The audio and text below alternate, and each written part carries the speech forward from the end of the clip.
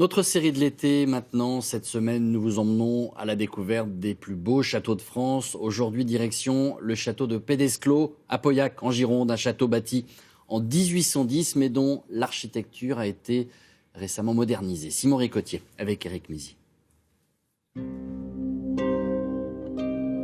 C'est un mélange de pierre et de verre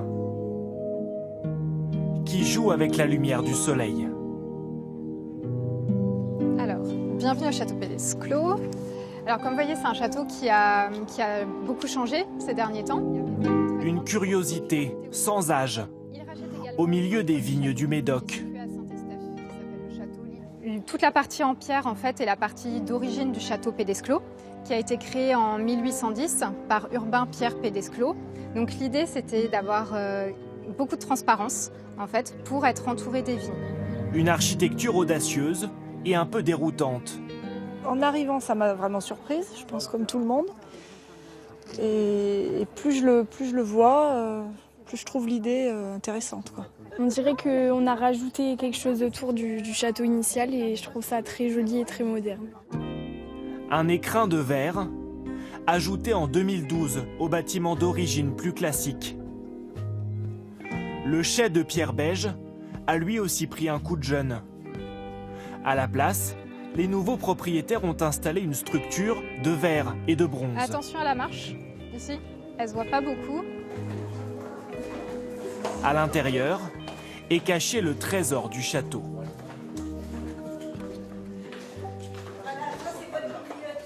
Voilà, là c'est la bibliothèque des vins, il y a les livres et là c'est les vins. Le caveau. Et donc vous avez vu, c'est pas rangé par ordre chronologique. L'idée étant d'obliger en fait à se promener et qu'en fait chaque millésime a sa propre histoire, un peu comme un livre dans une bibliothèque. Car au-delà d'un château rénové, alors je vous ai servi le second vin du château en premier. Nous sommes ici avant tout dans un vignoble dont les visiteurs peuvent découvrir les derniers millésimes. Ici on est sur un vin qui est à consommer aujourd'hui, qui va encore évoluer pendant 2-3 ans, mais qui après sera bon à être bu en fait. C'est le meilleur moment de la visite. Vue sur la Gironde, les vignes. C'est la base des vacances finalement. C'est extraordinaire.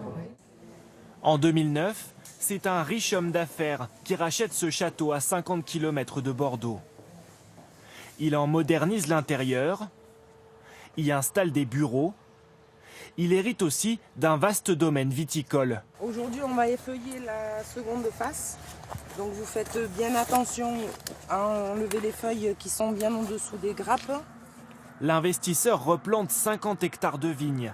Son ambition, produire l'un des meilleurs vins de la région, attirer les touristes et faire du château la vitrine de ce renouveau. En fait, il y a une vraie logique avec cette structure, ces bâtiments. L'idée est d'amener en fait nos clients à déguster notre vin, en saisir le potentiel et être confiants à le mettre en cave pour le boire dans 10 ans, 20 ans, 30 ans.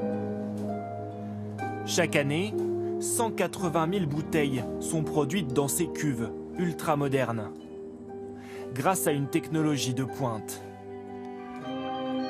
Le château, lui, est passé de 50 visiteurs par an avant les travaux à plus de 2000 aujourd'hui.